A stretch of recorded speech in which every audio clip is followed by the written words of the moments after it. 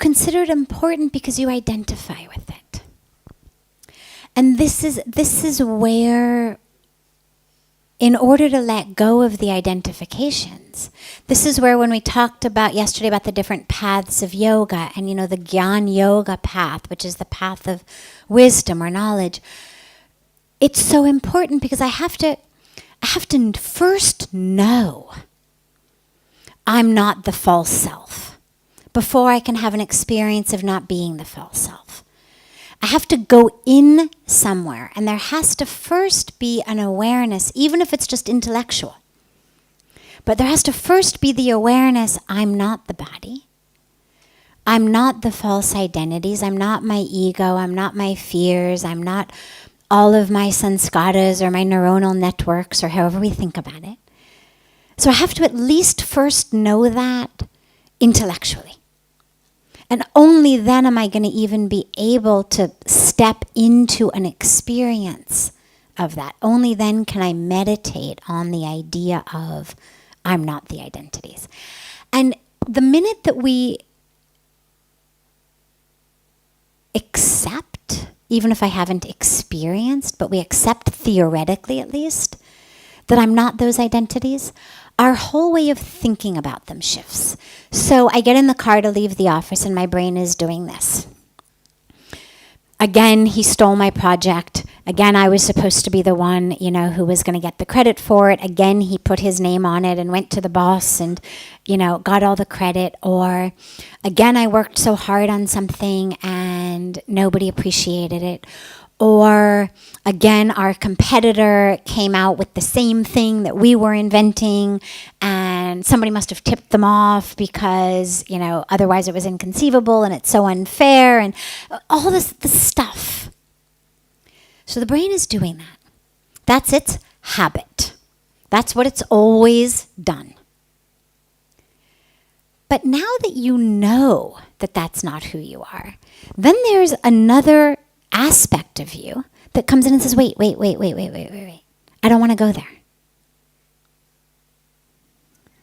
That's the voice that comes in and says, wait, let me chant my mantra instead. I don't have a mantra. Let me chant Om. Let me chant any mantra I know. Let me contemplate on the fact that I'm not this body. You can do it with your eyes open, driving a car, just as easily as you can do it with your eyes closed. So what you've done, even though you haven't yet had that experience, is the awareness, the knowledge, is enough to start shifting your patterns of behavior, enough to start shifting your habits. So even though the mind is having those thoughts, you're not disturbed by them. You're able to look at them and understand, oh, those are just my habits. Truth is, this isn't important. I mean, if I am my career, then yeah, it's important. But if I know that I'm not, then actually what's much more important is experiencing who I am. There's a great story of a spiritual seeker who says to his guru, I want to experience God, but it's just not coming. I'm meditating, I'm trying, but it's just not coming. And he said, I find my mind wandering a lot and I'm thinking about other things. And the guru takes him to a lake and holds his head underwater. Keeps it there until the guy is literally thrashing around. And finally, because it's, the guru and not a murderer, he lets him up and the guy comes up and he's, like you could imagine, you've been suffocated underwater. And the guru said, did you have any other thoughts during that time?